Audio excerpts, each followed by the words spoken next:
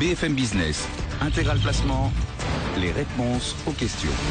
On poursuit notre séance de réponses à vos questions avec Roland Laskin et Hubert qui s'interrogent sur le devenir des marchés et sur l'opportunité de jouer un rallye de fin d'année. Il se dit que les marchés marquent une pause et si vous pronostiquez ce fameux rallye de fin d'année ou est-ce qu'on devrait rester dans une consolidation à plat? C'est en tout cas un terme qu'ont employé tout à l'heure nos traders. Les marchés sont plutôt bien orientés. On a fait déjà 18 ou 19% de hausse sur le CAC 40. On ferme le livre et on attend tranquillement. Si on fait 20% sur l'année, ce sera très bien. On est présent sur le marché, on regarde des arbitrages à faire, des opérations à acheter, et il faut en garder pour les années à venir.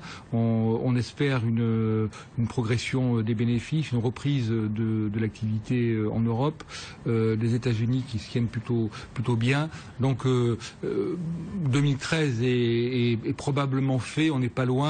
Et c'est pas souhaitable d'ailleurs qu'on s'excite trop fort d'ici à la fin de l'année. Si on reste vous mettriez pas un billet sur un rallye de fin d'année? Si on finit l'année à 20%, on y est pratiquement, on fera une très belle année. Si on a un beau rallye, ce sera une avance pour 2014, mais on va pas renouveler des progressions à 20-25% tous les ans. Ce qui est sûr, c'est que le marché en Europe est pas énormément valorisé. Il reste du potentiel de progression. On voit des opportunités selon les secteurs. On a vu les bancaires qui ont nettement remonté. Là, aujourd'hui, on voit des titres plus traditionnels comme Saint-Gobain, Lafarge, qui repartent à la hausse. Donc, on trouve des opportunités. S'il y a un rallye, il sera pris sur le potentiel 2014. Bon. D'accord. Potentiel 2014 qu'on peut déjà commencer à estimer ou il est beaucoup trop tôt parce que la visibilité n'est toujours pas là? On va dire 15 comme tout le monde. Non, mais on a encore du potentiel pour peu que les estimations de reprise de croissance soient là. On est plutôt en retard sur les États-Unis, et même si la France n'est pas le pays le plus enthousiaste au monde au niveau économique, on a des sociétés qui s'en sortent plutôt bien. Allez, question de Yann, toujours sur notre site bfmbusiness.com. Il vous demande quelles sont les différentes hypothèses ou explications lorsqu'un titre voit sa cotation suspendue. Il prend l'exemple notamment d'OIM, Opportunity Investment Management, qui était coté à Bruxelles et qui ne l'est plus depuis maintenant une bonne douzaine de jours. Alors, OIM... Pourquoi suspend-on un titre ? Alors il y a plusieurs raisons. D'abord, il y a des suspensions à très court terme et à plus long terme. À très court terme, c'est tout à fait habituel.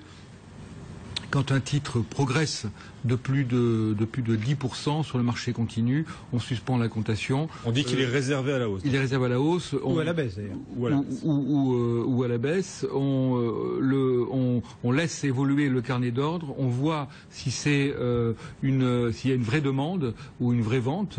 Et si le carnet d'ordre est sain, on reprend les cotations au bout de quelques minutes. Et cela, chaque fois qu'on dépasse les 10%, c'est raisonnable. Pour ce qui est des suspensions de cotation longues, généralement elles sont faites à la demande des autorités boursières. En France, c'est l'AMF, et donc généralement c'est parce que il y a une OPA en cours, on n'arrive pas à tenir l'assemblée générale, il y a un événement national, mais surtout ce qui est le plus important, c'est qu'il y a des rumeurs. Ouais. Énormément de rumeurs qui circulent sur le marché, parfois des rumeurs complètement bidons, complètement orientées, donc souvent à la demande de la société d'ailleurs qui ne comprend pas elle-même ce qui se passe, l'AMF suspend le titre, on essaie de faire le clair sur la rumeur, sur la valeur, et on repart à la hausse ou à la baisse selon les rumeurs. Mais une suspension de cotation, c'est peut-être de nature à renforcer un peu plus les rumeurs, parce qu'on se dit qu'il y a rumeur, on suspend le titre, il va y avoir annonce. Non mais quand il y a rumeur, on est dans n'importe quoi. Donc autant suspendre, essayer quand c'est possible de tirer la situation au clair, ou au moins de permettre à la société de s'expliquer, et pas la peine de se on repart. Voilà, après si le marché veut repartir à la hausse, c'est son problème. Mais au moins, on aura calmé le jeu, parce que souvent c'est purement, on est vraiment dans la manipulation pure, et au moins on arrête cette mécanique. Et c'est pas parce qu'un cours est suspendu qu'une entreprise doit réduire sa communication, peut ne plus se plier aux exigences de communication d'un groupe coté. Non, mais il y a aussi des suspensions de cotation parce qu'on est au bord de la faillite, donc ça c'est pas idéal. Ça arrive aussi. Donc quand on est, enfin en ce moment la plupart des suspensions à laquelle on assiste, je connais pas le cas précis, mais c'est la circulation de rumeurs qui viennent souvent de l'étranger d'ailleurs. Donc effectivement la société communique, elle s'explique, elle donne une communication que tout le monde perçoit au même moment et en tout cas qu'on peut pas utiliser de façon initiée, et là on repart, on se refait une opinion et on repart. Voilà donc pour les hypothèses de suspension de cotation. Yann Ali s'intéresse à EDF et a vu le titre passer de 14 à 25 euros en quelques mois, et il a un prix de revient de 33 euros sur son EDF, et il voulait savoir si l'impulsion qu'il a observée peut lui permettre de raccrocher son prix de revient. Alors nous sur EDF, on a fait prendre des bénéfices fin août, un peu tôt peut-être, mais non, il y a de bonnes nouvelles sur EDF.